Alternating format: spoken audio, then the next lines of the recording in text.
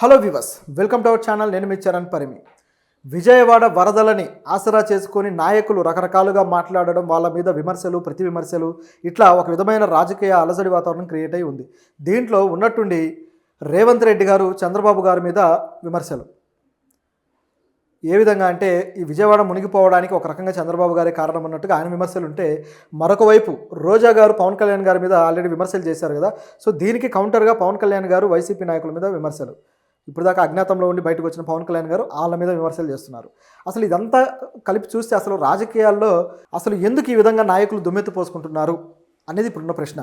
మరోవైపు చూస్తే జగన్ వచ్చేసి వాళ్ళ సోషల్ మీడియా హ్యాండిల్స్లో పెట్టిన పోస్టులు, ఫొటోస్ చూస్తే ఆ వరదల్లో మునిగిపోయినవి ఒక ఏరియల్ వ్యూ షాట్స్ తీసేసి ఫొటోస్ పెట్టారనమాట.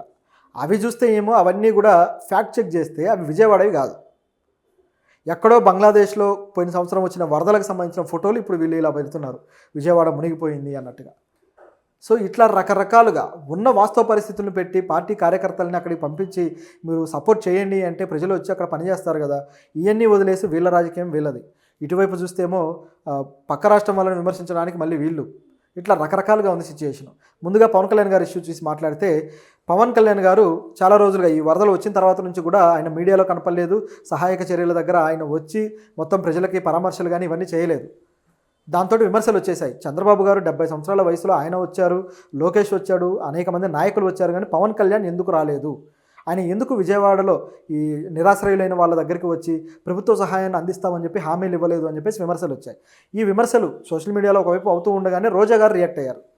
ఆవిడ ఇంట్లో కూర్చొని విమర్శలు చేస్తూ ఉన్నారు, పవన్ కళ్యాణ్ గారు ఎందుకు అక్కడికి వెళ్ళి ప్రజలను పట్టించుకోలేదు అది ఇది అని చెప్పి. నిజానికి వీళ్ళు ఆల్రెడీ రాష్ట్రంలో గతంలో మంత్రులుగా చేసిన వాళ్ళే, వీళ్ళు ఆల్రెడీ రాష్ట్ర స్థాయి నాయకులే వైసీపీ పార్టీ నుంచి. మరి వాళ్ళు ఎందుకు వచ్చి ఇక్కడ పరామర్శించలేదు? కేవలం ప్రభుత్వమే కాదు కదా, ప్రతిపక్షం కూడా చేయాలి కదా. సో ఇదే ప్రశ్న పవన్ కళ్యాణ్ గారు అడిగారు. కొంతమందికి ఇంట్లో కూర్చొని మాట్లాడడం సులభం అవుతుంది, ఈజీగా మాటలు అనేస్తారు, కానీ పని గ్రౌండ్ లెవెల్లో ఎలా జరుగుతుందని సమీక్షించడమే ఒక ముఖ్యమైన పని. నేను ఆ పనిలో ఉన్నానని చెప్పేసి ఆయన చెప్పడం జరిగింది. పైగా తాను అక్కడికి వెళితే ఆయనకు సెక్యూరిటీ అని చెప్పేసి ఆయన చుట్టూ మంది మార్బలం, ఇదంతా సహాయక చర్యలకు ఇబ్బంది అయిపోతుంది, అందుకే నేను వెళ్ళలేదని చెప్పేసి చెప్పడం జరిగింది. ఎందుకంటే ఆయన ఉండి ఏ శాఖ ఎలా పనిచేస్తుంది, దేనికి సంబంధించి రిపోర్ట్స్ తెప్పించుకోవాలి, కరెక్ట్గా జరుగుతుందా లేదా అని వాళ్ళకి ఆదేశాలు ఇవ్వడాలు కావచ్చు, ఇవన్నీ చూడాల్సిన అవసరం ఉంది. ఆయా శాఖల మంత్రుల్ని సమన్వయపరిచి పంపించడం కావచ్చు, నిర్ణయాలు తీసుకోవడం కావచ్చు, ఇవన్నీ ఒకవైపు ఆయన చేస్తూనే ఉన్నారు. ప్రజల్లోకి రావడం, వచ్చి చేయొచ్చు, రాకుండా కూడా చేయొచ్చు, అది ఆయనకు ఉండే వెసులుబాటును బట్టి జరుగుతుంది. అందరూ వచ్చేసి అందరూ చేసేయాలి అంటే అక్కడ వీళ్ళకి సెక్యూరిటీ ఇచ్చేసి మొత్తం 30-40 మంది జనాలు వీళ్ళే సరిపోతారు. సో అక్కడ ఉన్న వాళ్ళని పట్టించుకొని రెస్క్యూ చేయడానికి ఏదైతే ఆ టీం ఉంటుందో, ఎన్డీఆర్ఎఫ్ టీం, సో వీళ్ళు యాక్టివ్గా పనిచేయడానికి అక్కడ అంతరాయం ఏర్పడుతుంది అనేది పవన్ కళ్యాణ్ గారి భావన. మొత్తానికి ఆయన కౌంటర్ అయితే ఇచ్చారు. అలాగే బుడమేరుకు సంబంధించి కూడా ఆయన ఒక ఆసక్తికరమైన విషయాన్ని చెప్పాడు. ఏంటంటే, బుడమేరు తీరం ఏదైతే ఉందో అటువైపు ఇటువైపు బుడమేరు ఒడ్డున అనేక కట్టడాలు ఆక్రమ కట్టడాలే, అందరూ ఆక్రమించుకొని కట్టినవే. సో ఇందులో వాళ్ళ వాటర్ కూడా, వాళ్ళు ఉపయోగించిన వాటర్ డ్రైనేజ్ కూడా ఎటువైపు వెళ్తుందో కూడా అర్థం కాని పరిస్థితి ఉంది. సో ఈ విధంగా ఉండటం వల్లే ఆ వాటర్ ఏదైతే బుడమేరు వాగులోని వాటరు స్ట్రైట్గా ఇక విజయవాడ ఇట్లా ముంపు ప్రాంతానికి వచ్చేసావి అని చెప్పేసి చెప్పడం జరిగింది. హైదరాబాద్లో ఎలాగైతే హైడ్రా ఉందో అదేవిధంగా ఏపీలో కూడా హైడ్రాని పెట్టకపోతే ఇక ఏమాత్రం ఇక ఉపేక్షించాల్సిన పని లేదు, ఇలాంటి వరదలు వస్తూనే ఉంటాయనే దానికి ఇది ఒక ఎగ్జాంపుల్. ఎందుకంటే పవన్ కళ్యాణ్ గారు క్లియర్గా చెప్తున్నారు, ఆ తీరం వెంబడి మొత్తం కూడా అక్రమ కట్టడాలే ఉన్నాయి అని చెప్పి. కాబట్టి వాటర్ ఫ్లోకి అవి అడ్డుపడడం వల్లే ఇటువైపు వాటర్ ఫోర్స్ఫుల్గా రావాల్సి వస్తుంది అని చెప్పేసి. సో ఎంత ప్రాంతాన్ని ఆక్రమించుకొని కట్టారు, ఎంత ఆ కాలువని వీళ్ళు దోచుకున్నారు అనేది ఇక లెక్క తేలాల్సి ఉంది. సో ఇది ఇక్కడ ఉన్న సమస్య. అంటే ప్రతిదీ కూడా లేక్ వ్యూ అని చెప్పేసి, లేకపోతే రివర్ వ్యూ అని చెప్పేసి ఆ విల్లాస్ కట్టి అక్కడ అమ్మడంతో ఈ విధంగా కొన్నవాళ్ళు, బాగా డబ్బున్న వాళ్ళంతా వెళ్ళి అక్కడ కొనుక్కొని లేక్ వ్యూలు ఎంజాయ్ చేస్తూ ఉంటే చివరికి ఇక్కడ వరదలు వచ్చేసి సామాన్యులు చచ్చిపోతున్నారు. చివరికి వాళ్ళకు కూడా ప్రమాదమే, అది ముదిరినప్పుడు వాళ్ళకు కూడా ప్రమాదాలు రాక తప్పదు. అనేక మంది విల్లాస్లో ఉన్న వాళ్ళు తెలంగాణలో చూసాం, అందరూ బయటకు వచ్చేసి వాళ్ళ విల్లాస్ సగం మునిగిపోయాయి, అవన్నీ కూడా చెరువుల్లో కట్టినవే, మాకు సహాయాలు చేయండి అని చెప్పేసి బయటకు వచ్చారు. సో ఇది ఇక్కడ ఉన్న పరిస్థితి. ఇంకా మరోవైపు చూస్తే చంద్రబాబు గారి మీద రేవంత్ రెడ్డి గారి విమర్శ.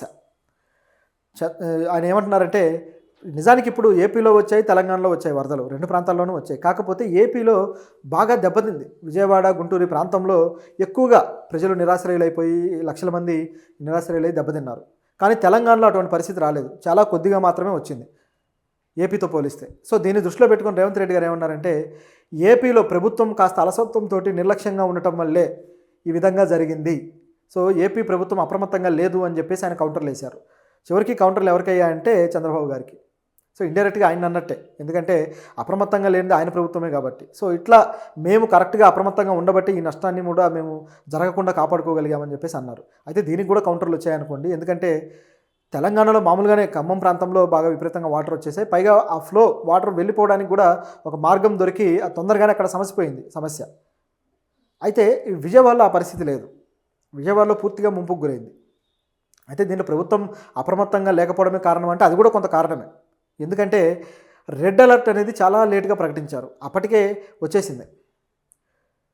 ఇది చాలా ముందుగా ప్రకటించుంటే ప్రజలను అప్రమత్తం చేసి ఇమీడియట్గా వాళ్ళు ఏవైతే లోతట్టు ప్రాంతాల నుంచి పైకి వచ్చే అవకాశం అయితే ఉండుండేది. అదేవిధంగా సురక్షిత ప్రాంతాలకు వెళ్ళే అవకాశం ఉండేది. అదేవిధంగా ఆ టైం కూడా లేని వాళ్ళకి పునరావాస కేంద్రాలకు వెళ్ళే ఛాన్స్ అన్నా ఉండేది. సో ఇన్ని రకాల అవకాశాలని అప్రమత్తంగా లేకపోవడం వల్ల దెబ్బతీసినట్టుగా ఇక్కడ కనిపిస్తుంది సినారియో. సో ఇది ఇక్కడ ఉన్న సిచ్యుయేషన్. సో ఈ విధంగా గురు శిష్యుల మధ్య ఒక చిన్నపాటి రవిల్లి అయితే మొదలైందని చెప్పాలి. పవన్ కళ్యాణ్ గారు అయితే దీనికి సంబంధించి విరాళాలు ప్రకటిస్తున్న వాళ్ళందరికీ కూడా కృతజ్ఞతలు చెబుతూ వస్తున్నాడు. చూస్తే చిరంజీవి గారు కూడా ప్రకటించారు కదా, ఆయనకు కూడా రిప్లై అయితే పెట్టారు. సో విరాళాలు ప్రకటించడం అనే మంచి సంస్కృతి మాత్రం ఇప్పుడు చిన్నగా ఊపందుకుంది. సో దీనైతే మనం హర్షించాల్సిన అవసరం ఉంది. అయితే ఏదైతే దీన్ని ప్రభుత్వాలు అలాగే ప్రతిపక్షాలు రెండూ కూడా వాళ్ళ పబ్బం గడుపుకోవడానికి వాడుకునే పద్ధతి ఏదైతే ఉందో ఇది మాత్రం మరీ పనికిమాలిన పద్ధతిలాగా ఉంది. సో దీని మీద మాత్రం కొద్దిగా సంయమనంతో వ్యవహరించి ముందు ప్రజలకు శ్రేయస్సు దీన్ని కాన్సన్ట్రేట్ చేసి ముందు వీళ్ళకి ఆ శ్రేయస్సు కలిగించి ఆ తరువాత ఈ రాజకీయం ఏదైతే ఉందో అది చేస్తే బెటర్. ఎప్పుడైతే వరదలు వచ్చాయో అప్పుడే స్టార్ట్ చేసేసారు. ఏదైతే రిటైనింగ్ వాల్ ఉందో ఆ రిటైనింగ్ వాల్ మేమే కట్టాం, మా హక్కు అని చెప్పేసి, అది మా క్రెడిట్ అని చెప్పేసి వైసీపీ తమ ఖాతాలో వేసుకోవడానికి లేదు, మేము ముందే పునాదులు వేసామో ఆ తర్వాతే మీ పని జరిగింది అని చెప్పేసి ఇటువైపు టీడీపీ ఏదైతే ఉందో కృష్ణా కట్ట మీద కట్టిన ఆ వాల్ కాబట్టే ఆ నది అనేది మొత్తం లోపలికి రాలేదు, లేకపోతే ఇంకా ఎక్కువ బీభత్సం జరిగేది అనేది అందరికీ తెలిసిందే.